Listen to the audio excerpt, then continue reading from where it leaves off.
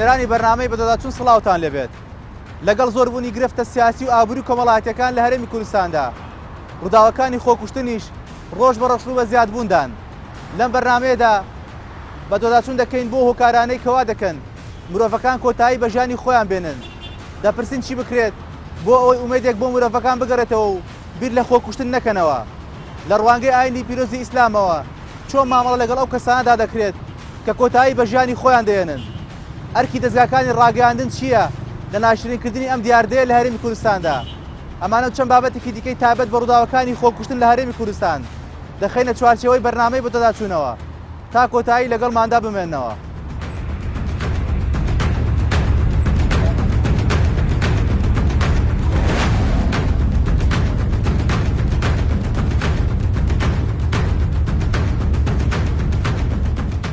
خۆکوشتن کۆتا بڕیارە قورسەکەی ژیان کە بەشێک لە مرۆڤەکان بەهۆی نەبوونی متمانە بەخۆبوون و دۆزینەوەی چارەسەر بۆ کێشە و گرفتەکانی ژیانیان پەنای بۆ دەبن. ئەگەرچی خۆکوشتن دیاردەیەکی جیهانیە و لە زۆربەی وڵاتان بەدی دەکرێت و هەرێمی کوردستانیش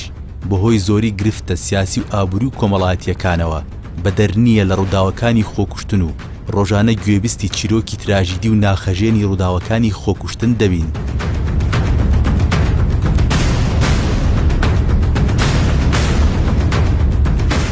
توێژەرێکی دەرونی ناسراوە و زۆربەمان لە ڕێگەی شاشەی تەلەڤیزۆنەکانەوە پێی ئاشنا بووین و گوێبیستی ئامۆژگارەکانی بووین. ئەو زۆربەی کاتەکانی بۆ بڵاوکردنەوەی هۆشیاری دەرونی و بەرەوە پێشچوونی پەروەردەی خێزانەکان تەرخان کردووە و هۆکاری سەرەکیش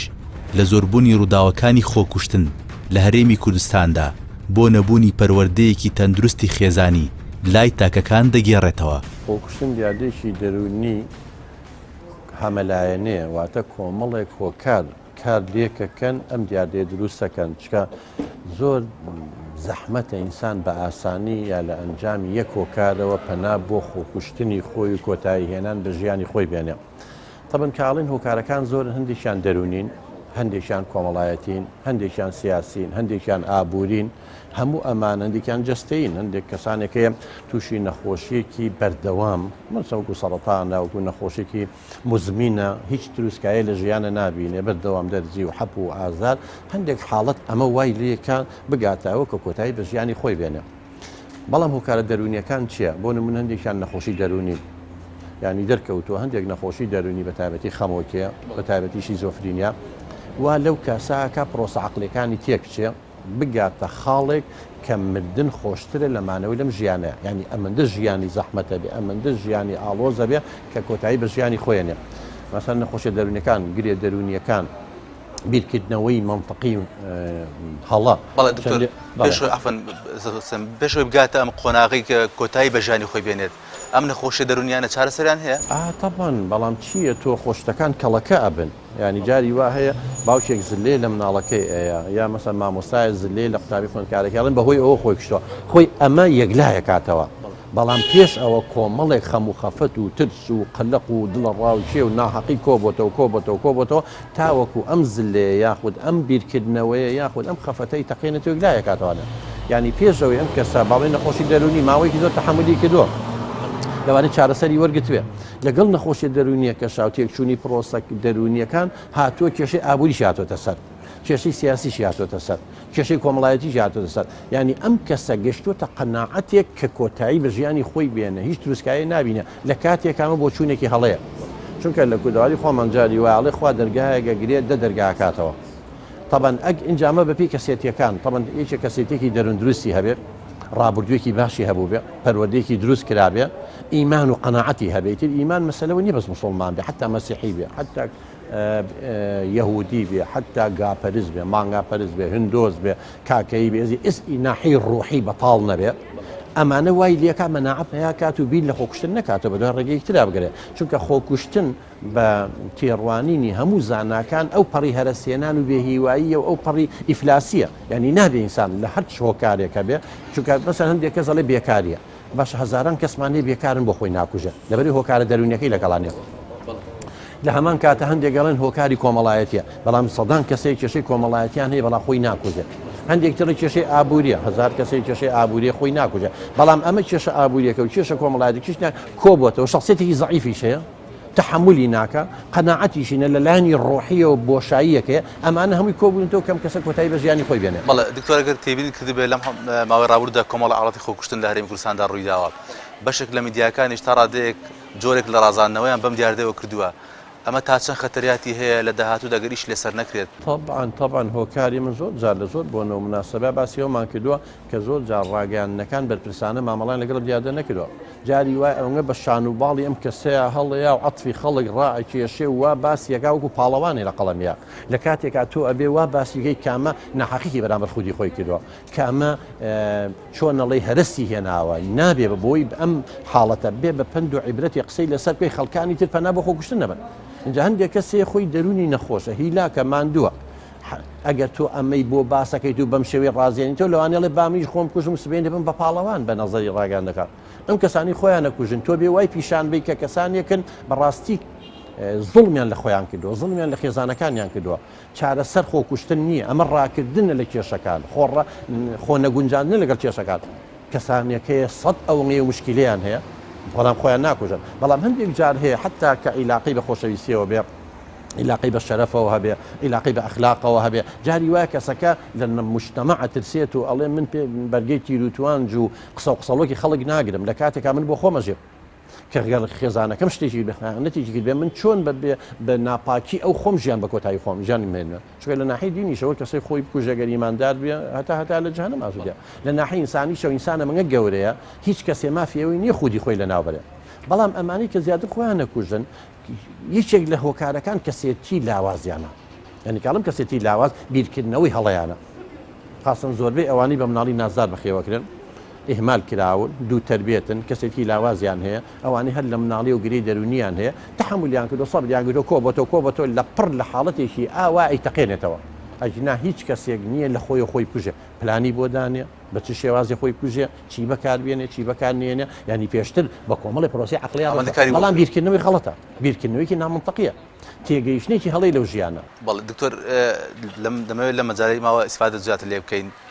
قسەی جەنابەت چییە بۆ کەسانی کە لە ژیان بێئەمەل دەبن پەنا دەبن بۆ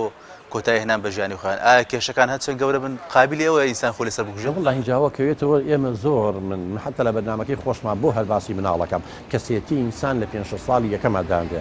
تۆ کە مناڵێ کەسێتێکی لاوازی هەبوو نازدار بەخێ و کرا بڕوای بەخۆی نەبوو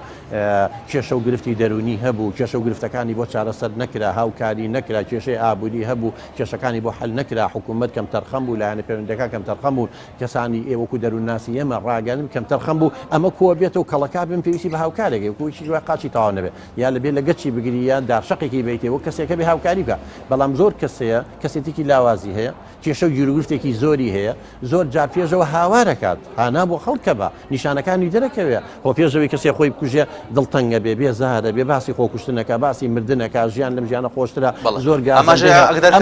بەڵێ نیشانەکان هەیە وەکو گڵۆپی زەردەکە وایە ئیشارەتی پێیا بەس تۆ گڵۆپی زەردەکەی گوێی پێنیت و بڕێ و لابێ بە سەوز کارەسات دروستە بێ بۆیە هەمومان بەرپرسین لە خۆکوشتنی هەر کەسێک ئێمە بەرپرسین لەبەر ڕۆڵی خۆمان نبینەوە ئێوە بەرپرسن وەکو ڕاگەیان لەبەر کەم تەرخەم بوون حکوومەت بەرپرسە لەبەرەوەی نەیتوانێت کێشەی ئابووری کێشەی بێکاری خێزانەکانمان کەم تەرخەم بوون لەبەر پەروەردەیەکی دروستیان نەبووە قوتابخانە خوێندنگاکانمان کەم تەرخەمن لەبەرەوەی پەروەردەیەکی دروستیانێ هەمووی کۆ بێتەوە ئەجینا ئەم کەسێتیە چەند شخصێتی لاواز بێ ئەگەر تۆ دامی بکەیت و هاوکاری بکەیت و ڕێنمایی بکەیت و توێژەری کۆمەڵایەتی و دەرونی و هەوڵی چارەسەرکردنی کێشەکانی بێ ئەگەڕێتەوە لە خۆکوشتنە بەڵام بەداخەوە ئێمە کەوتوینەتە زەمنێکەوە هەر هەمی هەر یەکەوت مەشغوڵە بەخۆیەوە کەس ئاگای لەویتر نەماوە کوڕە کێشەی هەیە هاوارەکە کەس بەدەنگیەوە ناچێت قوتابی و مامۆستای کێشە هەنێک کەس بەدەنگیەوە ناچێت شاعیرێک و نووسەرێکە سەدان کێشەی هەیە و هاوارەکە و لە شعرەکانێ لە بەرهەمەکانێ لە چاوپێکەوەنەکان هەمووی هاوارەکە کەس بەدەنگیەوە ناچێت ئین جۆری کەسێتێکەشی وا بیرەکاتەوە بۆ کەسانێکن حتا لە سوید کە ڕێژەی خۆکوشتن زۆرە لە ئەنجامی چیەوە هاتووە لە ئەنجامیەوە هاتووە سویدی خۆیکی برسی نیە و تینو نیە و بێئیژ نیە و بێکار نییە بەڵام گەشتوتە بێهیوای ئەڵێ من لە جنسە لە خواردنە لە جلوبەرگە لە گەڕان لە ڕاهەمووی تێر بووم بۆچی بژیم ینی بۆ جۆری بیرکردنەوەکە فەلسەفەکە دەورە بینێ بۆیە ئەو کەسانی کە فەلسفەیەکیان جانبی ڕوحیان بەتاڵە زیاتر پەنا بە خۆکوشتنە بن زائیدەن ئەو کێشانەی باسما کرد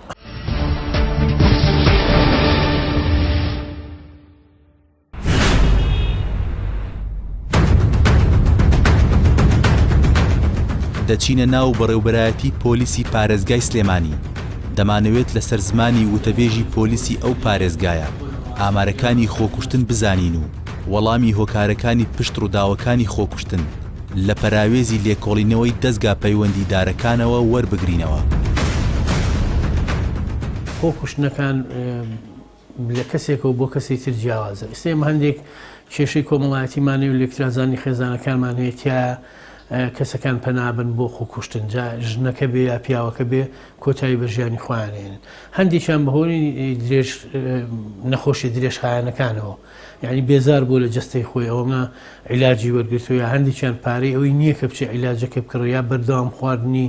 دەرمان بێزاری کرد ئەوانش کۆتایی بە ژیانی خۆیانێن. لە بیرمان نەچێ هەندێک لە گەنجەکان لە کچیش و لە کوڕیش لە کاتی ڕووداوەکانە ئاشکرابوونیان لە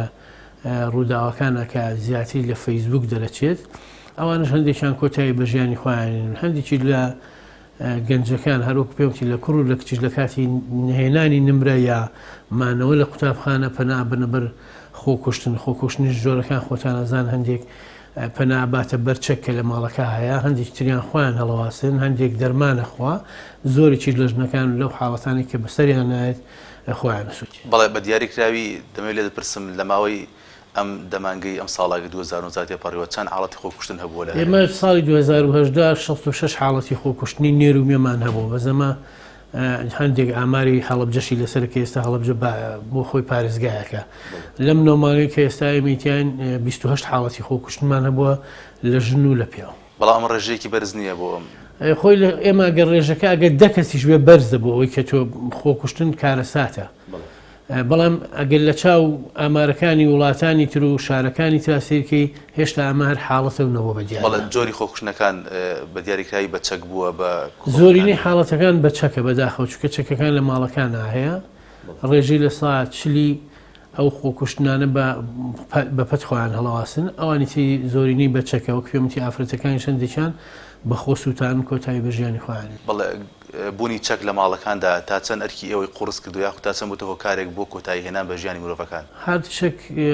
بوونی لە ماڵەکاندا کارەساتە، چونکە هەندێک جار کەسەکە نیەتی ئەوەشی نییە کە خۆی بکوژێ، بەڵام کە چەکەکە لە ماڵەکە بۆ ڕەنگە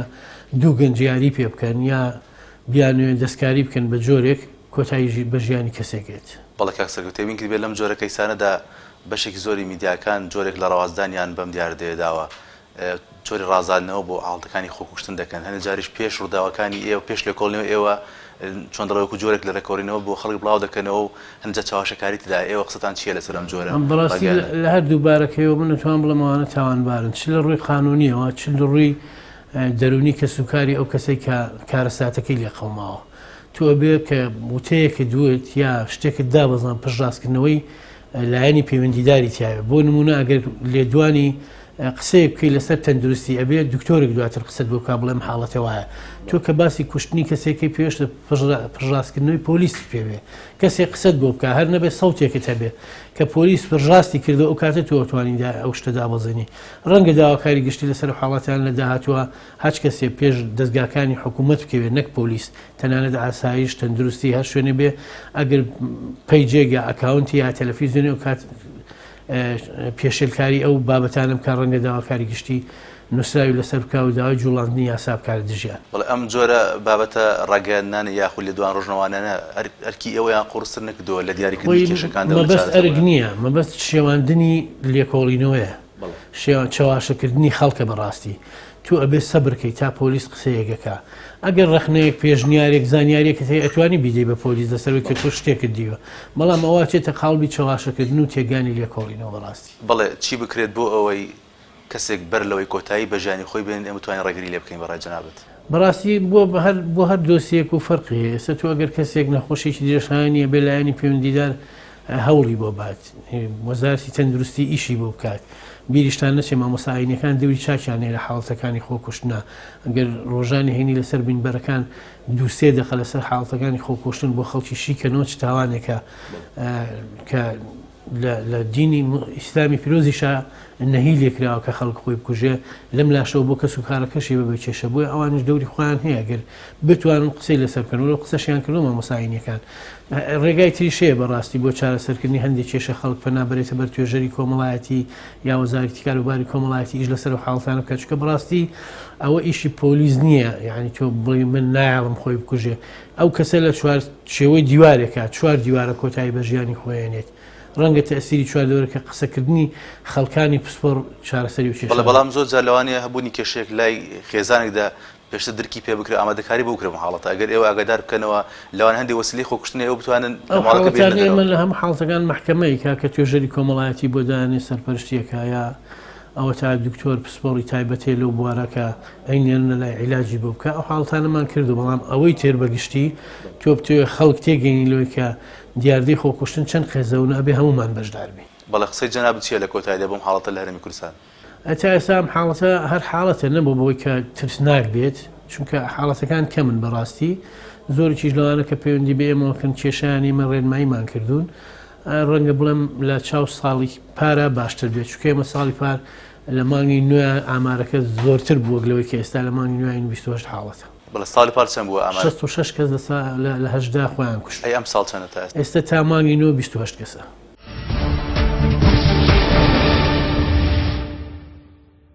بەڵێ دیارە بەڕێزان هەروەکو پێشتر باسمان کرد سەبارەت بە زۆربوونی ڕووداوەکانی خۆکوشتن لە هەرێمی کوردستاندا دیارە ڕۆژ بە ڕۆژ چیرۆکەکان کاریگەرتر دەبن و ئامارەکانیش لە بەرزبوونەوەدان. ئێستا ئێمە دەمانەوێت ڕاستەخۆ قسە لەگەڵ یەکێک لەو کەسانەکەین کە لە ژیانیدا هەوڵی خۆکوشتنی داوە بەڵام دواتر پاشگەز بۆتەوە بزانین چی وای لەو کردووە پەنابەرێت بۆ ئەوی کۆتایی بە ژیانی خۆی بێنێت. ئایا کێشەکان هەرچەند گەورە من قابلیەتی ئەوەن مرۆڤ بتوانێت کۆتایی بە ژیانی خۆی بێنێت. دیارە سوپاسی دەکەین هاوکاری ئێمەی کردووە و لەناو بەرنامەکەدا بە شوەیەکی ڕاستەخۆ قسەمان بۆ کات.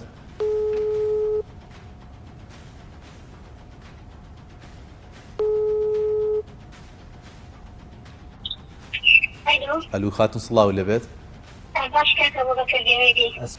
سپاس بۆی هاوکاریت کردین لە بەرنامەکەی ئێمەدا بەشدار بی گەر بکرێت زۆر سپاس بکرێت گوێبت چیرۆکە جەنابەت بین چی وای لە تۆ کرد لە ژیانتدا هەوڵی خۆکوشتن بدەیت دواتر چۆن بوو ئەم بڕیارەت گۆڕی پەشیمان بوویتەوە؟ من تماما بسكن صواب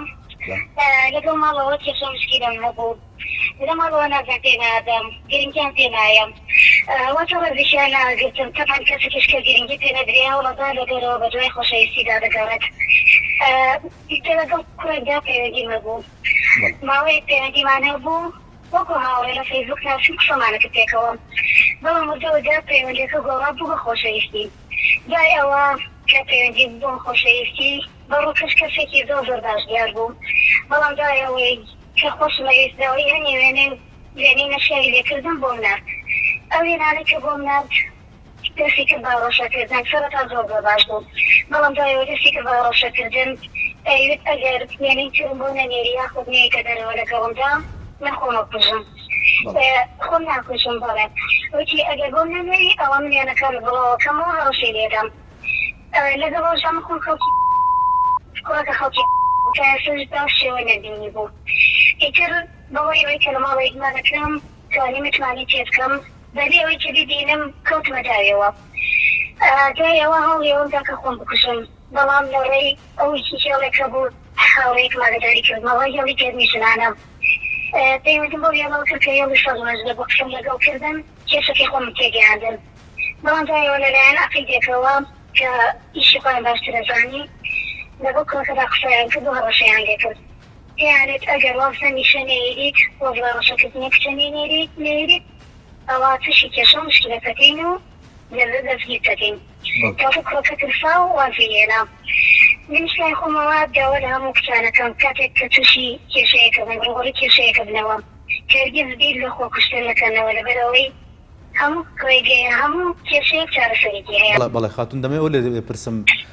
دیارە ئەم کێشەی تۆ لەوانەیە کێشەی زۆرێک لە کچان و ژنانی ئەم وڵاتە بێت کە بەدەست چۆن دەڵێ سۆشیال میدیاوە دەناڵێنن تووشی ئەم گرفتانە دەبنەوە دوجار دەمەوێت ڕای جەناب بزانم کێشەکان هەرچەند گەورە من قابلیەتی ئەویان هەیە مرۆڤ کۆتایی بە ژیانی خۆی بێنێت؟ نەخێر سواسە مرۆڤ ڕوبەڕووی ڕوخانە بێتەوە ڕوبەڕوویەوە بێتەوە کە خۆی بکوژێت ڕوبەڕووی هەنەش لێبێتەوە بەڵام هیچ تەقابیلیەوە نیە هەموو ڕێگەی چارەسەرێکی هەیە. بەڵێ تۆ پەشیمانی کە لە ژیان تا هەوڵی خۆکوشتنت داوە و بەڵام دوازار خۆشبەختانە ئەم هەوڵەت گۆڕیەوە بۆ ئێستا گەشتبینی لە ژیانتدا. تەپان گەشتبینم بەڵام من شتێکی کەشەیە دێڵم مرۆڤ هەرچەندە تاقەت بێ هەرچەند خەمبار دێ تەنیا ڕێگەیە کە بتوانێت بخۆشیکە نە هاوڕێیە نە دایکە نە باوکە تەنیا ڕووکردنە خۆی گەورەیە و لای خۆی گەورە داوای کۆڕۆنا بکەیت و تێکردن لە خۆیان باشترین چارەسەرێ بۆی کە مرۆڤەکان خۆیان بکوژن. من بۆ تێو تەجربەی خۆشم کە هەما زۆر کەسانی کە هەوڵی خۆکوشتنەدەن لە سۆشیال میدیادا زۆر کەس هەوڵی خۆکوشتنەیان جۆرێکی ئەوەی کە خۆیان بکوژن تەنیا دوور لە خوایە بوو. بەڵێ خاتون دەمەوێت ڕای جنابەت بزانم ئایا ئەم هەوڵی تۆ کاریگەری سۆشیال میدیا یاخود دراما یان لەسەر بوو هەوڵ لە خۆکوشتن بکەیتەوە؟ بەڵێ تەمان کاریگەری هەیە ئەو درامایانە هەندێک بۆ کەسانی کە هەوڵی خۆکوشتی بدەن ببینین ئەو درامایانە کار لە خەڵکەکەوتوو کە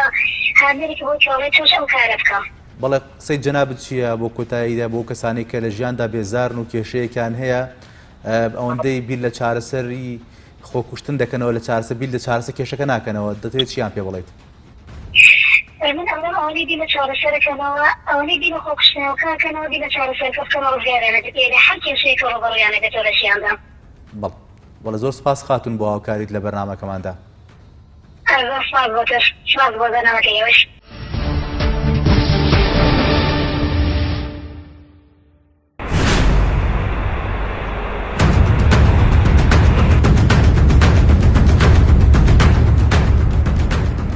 ئەگەر چی هەبوونی دەستگای ڕاگەیاندن لە هەر وڵاتێکدا نیشانەیە بۆ بوونی ئازادی ڕادەربڕین لەو وڵاتە بەڵام بەمەرجێک لە چوارچێوەی پیشەیی بوون و هەستکردن بە بەرپرسیارەتی بەرامبەر بە کۆمەڵگە ڕووداوەکان بۆ هاوڵاتیان بگوازرێنەوە. سکرتێری لیقی سلێمانی سەندیکای ڕۆژنامەنووسانی کوردستانە نەبوونی هۆشیاری ڕۆژنامەوانی لای بەشێک لە ڕۆژنامەنووسان و دەستگاکانی ڕاگەیاندن بە هۆکاری سەرەکی زۆربوونی ڕووداوەکانی خۆکوشتن لە هەرێمی کوردستان دادەنێت. مامەڵەکردنی میدیا لەگەڵ ڕووداوەکانی خۆکوشتن مامەڵەیەکی تەندروستە لە هەرێمی کوردستاندا. بەخێر بن سەرچاوم سەرەتا من هەمجار وتومە میدیا چەکێکی دووسەرە بتوانین بەکاری بێنی چەکێکی زۆر کاریگەرە نەزانی بەکاری بێنی لە سنگی خۆتە چەقێتەوە. ئێمە ئێستا لەم سەردەمی کە من و تۆ قسەی تیاکەین کە ساڵی 2009 میدیای کوردی بە حسابی ئێمە بێ ئەکادیمی بوو بێت کە لەم ئەکادیمی بوو بێیانی کە ئێمە دەستمە میدیا کرد یەک کەسی دەرچووی پەیمانگەیان کۆلێژ نەبوو کە خەڵک فێری پرەنسیپەکانی کاری ڕاگەاندن بکە. ئێستا بەدەیان و بە سەدان دکتۆرا و ماستەرمان هەیە هەموو کەناڵەکان پڕێتی لە خەڵکێک کە هەڵگری شادی بە کالۆریۆز و دوبلۆمن لە ڕاگەاندن بەڵام بەداخەواڵێ بکە ئێستا ئەوەی کە میدیایکە پاشاگردانیە ئەوەی کە میدیایکە ئێستا کاری میدیایی نییە بۆ لە بەرەوەی میدیا ئێستا وەک زانست ئەخوێنرێ یان چۆن کیمیا ئەخوێنرێ چۆن فیزیا ئەخوێنرێ چۆن ڕازیات ئەخوێنرێ میدیاش بە هەمان شێوەیە کە پرەنسیپی هەبوو کە قەواعیدی هەبوو کە کتێبی هەبوو کە خوێندکار و تەلەبە چوونە زانکۆ پەیمانگاکان کە خوێنە ئیتر ناکرێت و لەسەر ئەم پرەنسیپەی کە بۆی دانراوە لای بێ. ئێستا معادلەیەکی کیمایی ناتوانین دەستکاری بکەی لە خۆتەوە بیگۆڕی. میدیاش بەم شێوە بەڵام لای ئێمە بەداخەواڵێم هەنێ حاڵەت هەیە لە نەزانینەوەیە لە نەزانینەوە میدیا تێئەکەوێت ڕۆژنامەنووس تێئەکەوێت هەنێ حاڵەت هەیە بەدەستیان قسە بە دەردی کوردەکە وتی بیشت فڕێ هەرفیلە هەنێک ڕۆژنامەنووس هەیە هێز نییە قەناعەتی پێ بکات کە ئەو کاری ئیکا لادانە لە پرەنسیپی کاری ڕۆژنامەوەی. بەڵام دوجا ئەم لادانە نابێ یاسایە کە بێ لێ پێچن لەگەڵ دەستگای میدیاکەدا بکات. ئێمە ئێستا لە دوورانێکی مەترسیدارای یاسایەکمان هەیە یاساکە زۆر مۆدێرنانە نووسراوە یاسای کاری ڕۆژنامەوانی یاسای ژمارە 35 ساڵی 2007 یاسایەکی کەمان هەیە بە هەمان شێوە یاسایەکە کە دەسەبەرکردنی زانیاریە بە یاسای بەدەستێنانی زانیاری یاسای ژمارە 11 ساڵی 2013 ئەم دوو یاسایە زۆر نەرم نووسراون بۆ سەردەمی نووسراون کە تو ئازاد بی بۆ سەردەمی نووسراون کە میدیا ئازاد بێت دوای ئەوەی کە 80 ساڵ میدیای کوردی ژێردەستەی دەوڵەتە داگیرکەرەکان بووە. بەڵام ئەم ئازادیە ئەم نەرمی میدیاکە قۆزراوەتەوە هەنێک کەناڵ بەکاری ئەهێنێ هەنێ ئەشخاص بەکاری ئەهێنێ هەنێ حیزب بەکاری ئەهێنێ هەنێ دەسەڵاتدار بەکاری ئەهێنێ شاباشی خۆی ئەیە قنچ هەڵ ئەپەڕێ کە ئەڵم شاباشی خۆی ئەیە مەبەستم لەوەیە کە یاساکە گرتنیتیانە داخستنیتیانە بەندکردنیتیانە بەڵام غەرامی مادی تەیە غەرامەکە لە وەکو پێویستە بەڵێ. بەڵێ دەوڵەمەند هەیە تەشکیلی خۆی ئەکە و قنچاڵەپەرەکەڵم قنچاڵەپەڕێ پاری خۆی ئەیە ئەمە ئەوای کردووە کە ئێمە ئێستا ئەگەر بێت و یاساکەمان یاسایکی تون و تیژ بواە وەگەوەی لە تورکیا هەیە وەگەوەی لە ئێران هەیە ئێمە زەرمە نەبووین کورد زەرمە نەبوو بەڵام کە یاساکە یاسایکی نەرمونیان یاسایکی جوان یاسایکی نەرم نووسراوە لە ئەم کاتەیە هەنێک لە کەناڵەکان هەنە لە ڕۆژنامە نووسەکان بەداخەوە ئەڵێم وا ئەکەن کە ئەو یاسایە بە شێوازێ بەکاربێنن لەم بەرژەوەندی خۆیان نەک لە بەرژەوەندی میلەتەکە من لە سەرەتا قسەکان ماوتم چەکێکی دووسەرە چەکی دووهم بەکارهێنن بەڵێ ئەگە تێبین کرد بێ لەم دوایدا لە کۆمەڵە ئاڵتی نەخوازە لە کوردستان ڕوویدا بە دیاریکراویش لە ڕووداوەکانی خۆکوشتندا دەبینی میدیا دەورێکی ئەوەنەی ئیش لەسەر زەخکردنەوەی بابەتەکە و میکاشکردنی ئاڵەتەکە دەکات ئیش لەسەر ناشرینکردنی ئەم دیاردیان ناکە لە هەرێمی کوردستاندا ڕای جەناب چییە لەسەر ئەم بابەتە چی بکرێت بۆ ئەوەی میدیا بتوانێت چۆن دەڵێ ئەم بابەتە لە بەرچاوی خەڵک ناشرین بکات بۆ ئەوەی نەبێت لە حاڵەتەکە دەرنەچێ خەڵک پەنابەرێ بۆ خۆکوشتن بە شێوەیەکی ڕاها نەک تەنها دیاردە سلبیەکان یاردی خۆکوشتن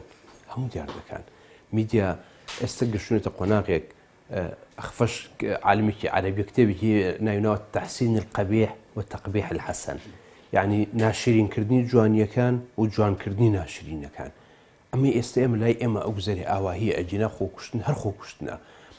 خوين هر خوينا إتر بدستي باوق بيه بدستي دايق بيه بدستي هرشي بيه تو ناكريا كسيك كدستي لخوينا بكي ببالوان أما اللي ميديا كرديا أجزره اللي هيش خوينا هي كيان أجزره أم أزموني أم معوي دواییە بەداخەوە ئەڵێم ینی کۆمەڵی ڕۆژنامە نووس بەڕاستی تێکەوتن کارم تێکەوتن ینی گویان لە پرەنسیب نەگەر گویان لە میدیا نەگەر گویان لەوە نەگەر کە بۆ سنتاوەکو چی ئەبێ حاڵەتەکە دوایەوەکە کەسێک خۆی ئەکوژێت هەنێ ئەم کەسە نەفسێکی لەناو بردووە ئیتر تۆ چۆن ئەتوانی بیکی بە پاڵەوان میدیا چۆن ئەتوانێت بیکا بە پاڵەوان تۆ ئەگوازیتەوە چی ئەگوازیتەوە زانیاری ڕاست ئەگوازیتەوە کە زانیاریت بەدەستگەشت زانی ڕاستە لەسەر چاوی خۆیەوە ئەتوانی بیگوازیتەوە نەک ئەوەی تۆ بڕۆی ترش و خوێ ئێمە لە کوردیە لە کوردەوارەیە پێڵین ترش و خوێ خەبەر یعنی هەواڵ ئەگوازرێت وەک خۆی جاری وایە ئەم هەواڵە بەدیوێکە ئەڕوات کە تۆ مەبەستێکت هەیە لە گەیاندنی و هەواڵم تۆم یعنی کەسی میدیاکار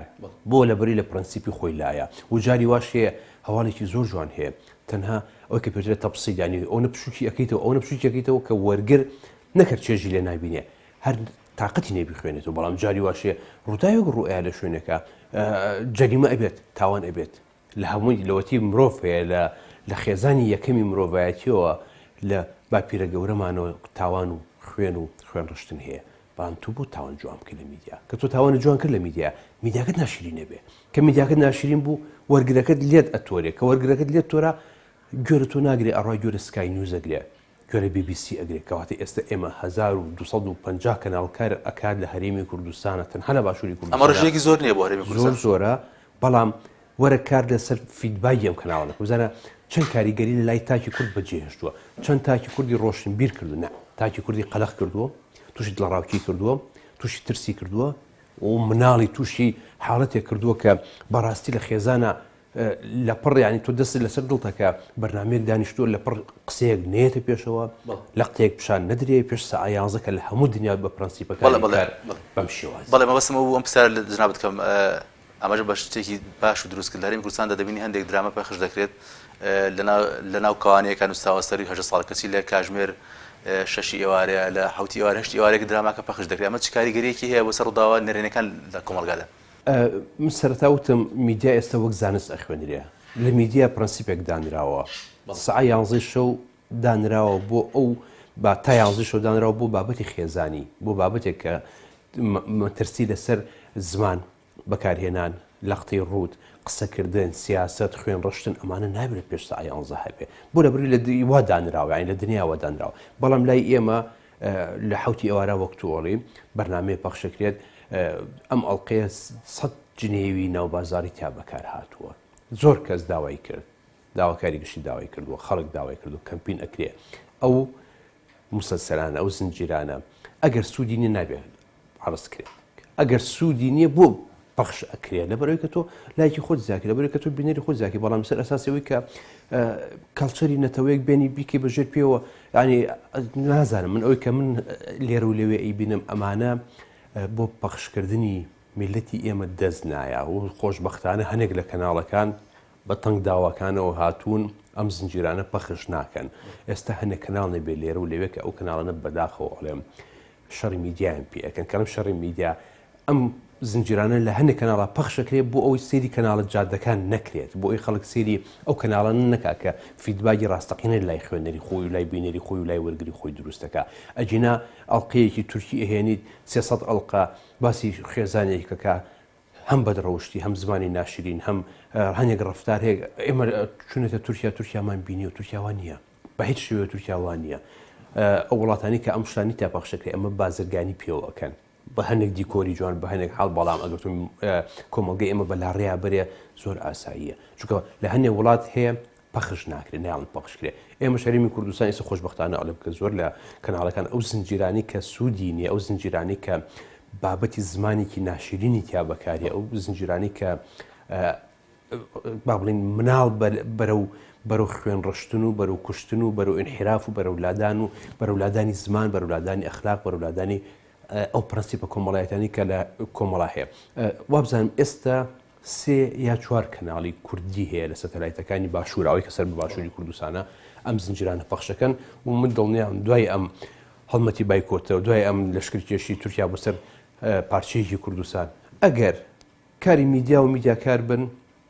ئەبێ ئەمانیش ڕایگرن ئەگەر نا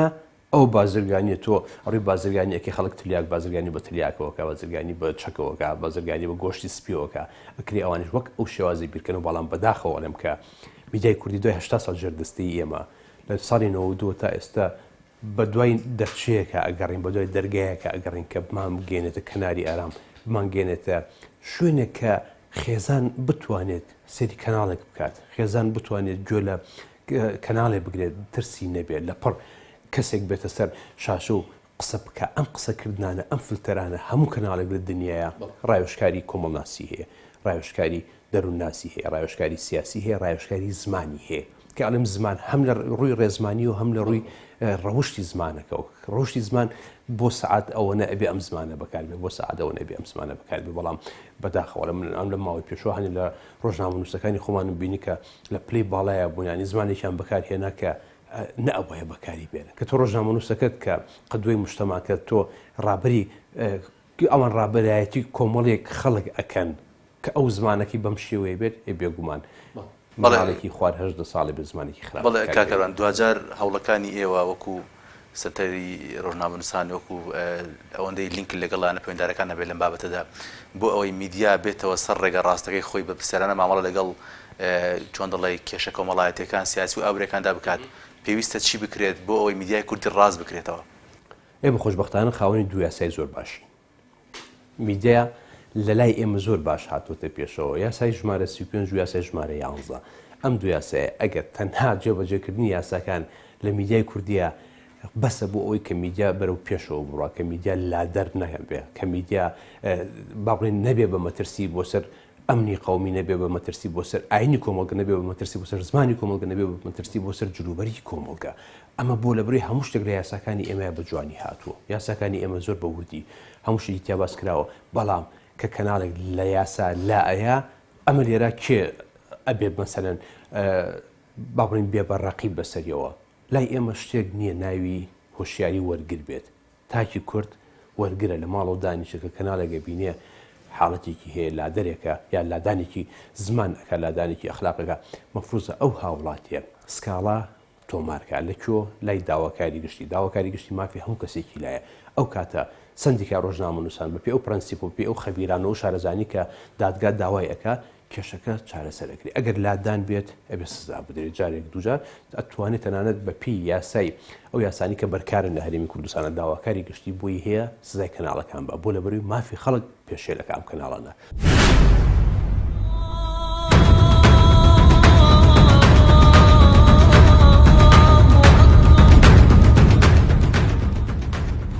دیارە لەگەڵ بەرەو پێشچوونی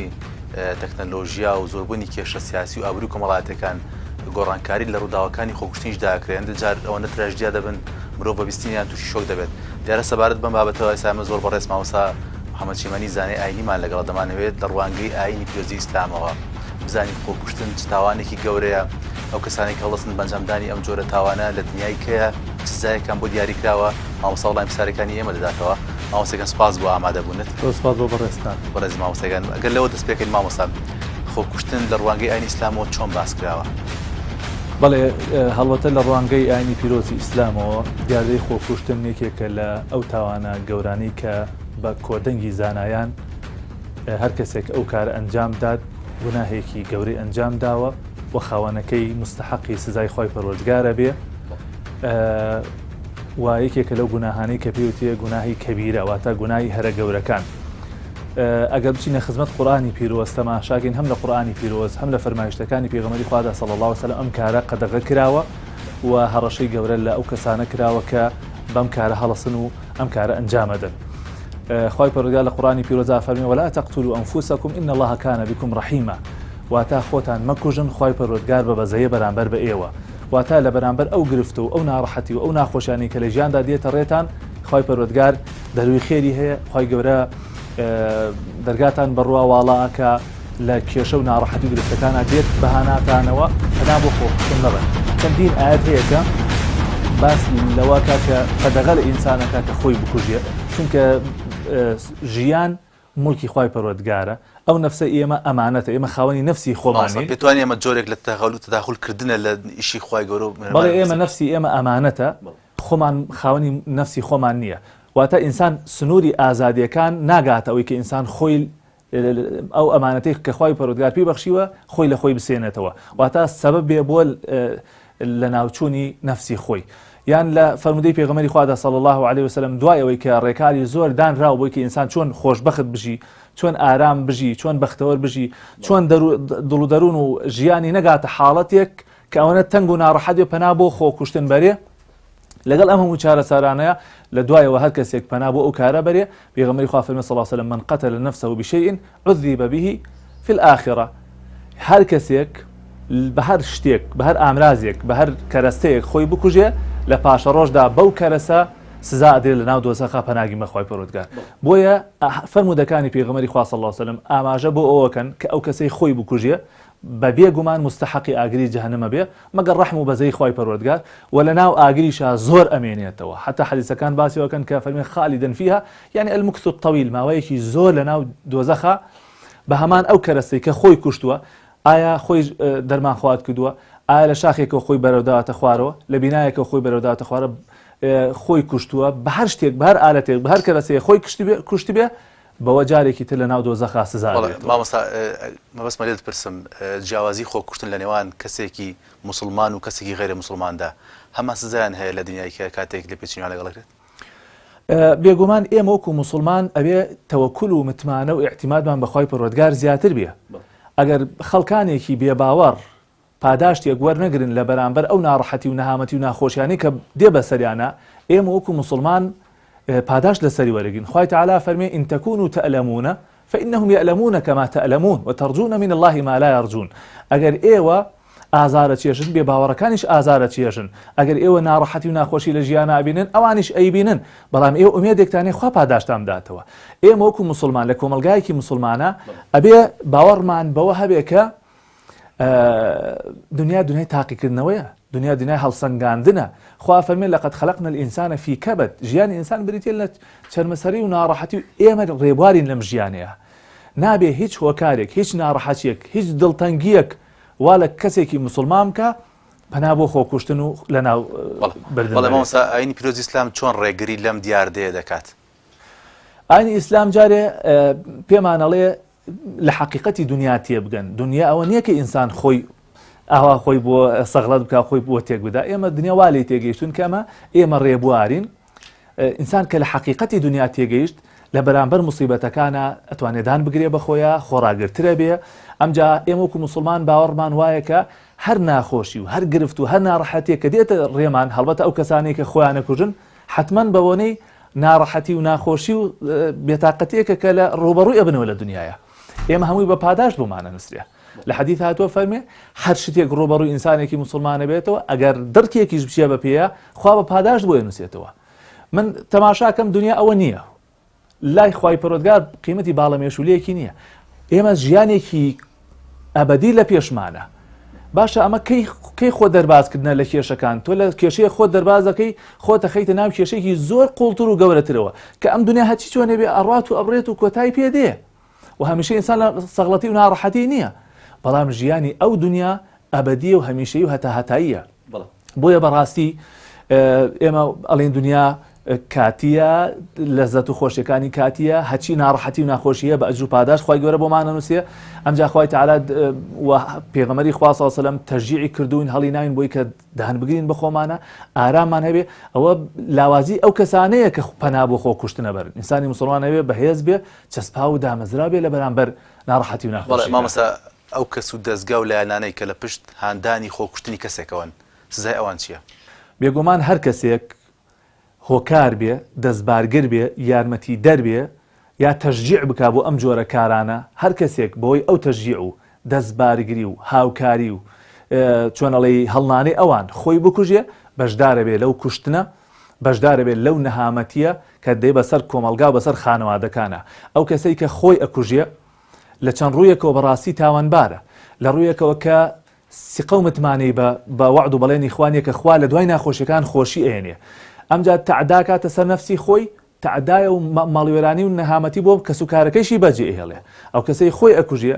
یعنی چەندێ خۆی لە ناوەدا و نەهامەتی بۆ خۆی دەسەبەرەکە بۆ کەس و کارەکەیشی بۆ دەوروبەر و بۆ کۆمەلگاکەیشی دڵە ڕاوکێ ناو کۆمەلگایشا دروستەکە بۆیە بەڕاستی هەر کەسێک دەستبارگر بێ تەشجیع بکە دەستخۆشی بکە ئەم دیاردێ بە دیاردەیەکی ئاسایی لە کۆمەلگایە پیشامدا بەڕاستی تاوانی لەو کەسە کەمترنیەکە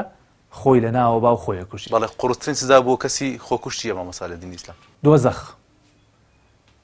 کورتترین سزا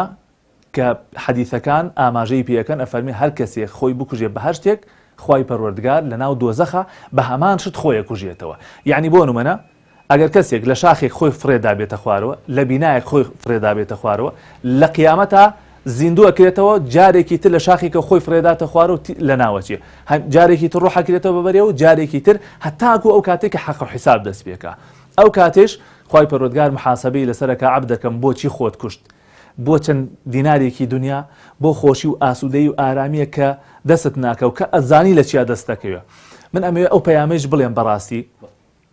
بەشێکی زۆر لەو خۆکوشتن و لەو پەنابردن بۆ ئەو حاڵەتانە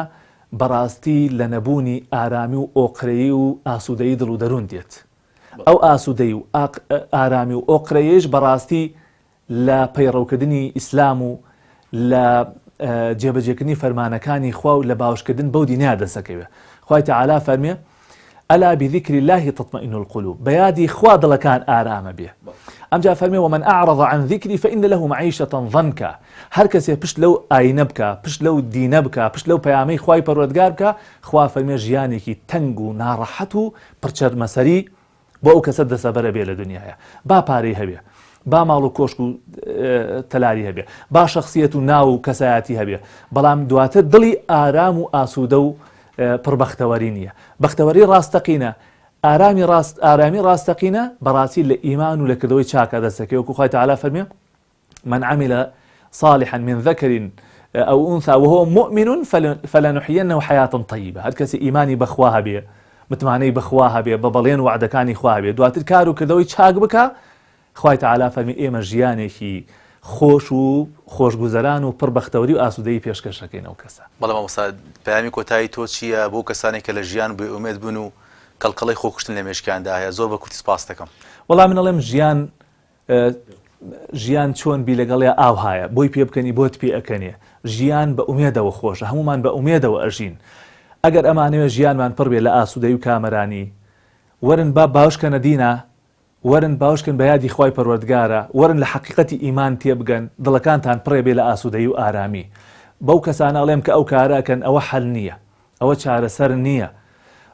وانەزانن بەوە نەهامەتی و کێشەکانتان کۆتایی پێدێ ئەوە سەرەتای کێشەکانە ئەوە سەرەتای تووڕەبوونی خوای پەروەردگارە ئەوە سەرەتای بەڕاستی کێشەیەکی زۆر قوڵە کە هەم کەس و کارەکەت لە دنیا گرفتارەکەیت و ئەبی تەمایی کارەساتێکی گەورە بۆ کەس و کارەکەت و هەم بەڕاستی دۆزەخ و غەزەبی خوای پەروەردگاریش بۆ خۆت دەسەبەرەکەی هەڵبەتە من بەسم ئەو کەسەیە کە بیر لەو کارە ئەکاتەوە ئەوێ پەنا بۆ خۆکوشتن بەرێت بەڵێ زۆر بەڕێز مامۆستا محەممەد چیمەنی زانای ئاینی زۆر سپاس بۆ سپاس ئامادەبوون. بۆ بەڕێستان دەستان خۆش بێت. زۆر سپاس. بەڵێ بەڕێزان دیارە بەم چەشنە هاتینە کۆتایی تەوەری ئەمجارەی بەرنامەی بەدەدا چون کە تایبەت بوو بە زۆربوون ڕووداوەکانی خۆکوشتن لە هەرێمی کوردستاندا. دەخوازین ئەو کەسانەی کە بیر لەم جۆرە دیاردە ناشینە دەکەنەوە لە ڕێگەی ئەم بەرنامەوە هۆشارەیەکی هەم سیاسی و هەم کۆمەڵایەتیش لە مێشکەنە دروست ببێت بۆ ئەوەی ژیان بە ئومێدە وەربگرن و هەمیشە پێیان وابێت ڕۆژێکی باشتر چاوەڕێ هەمومانە تا بەرنامەیەکی دیکە و تەوەرەیەکی دیکە هەمووتان بە تەندروستەیەکی باش و کامەرانی دەسپێرین. خواتان لەگەڵا بێت.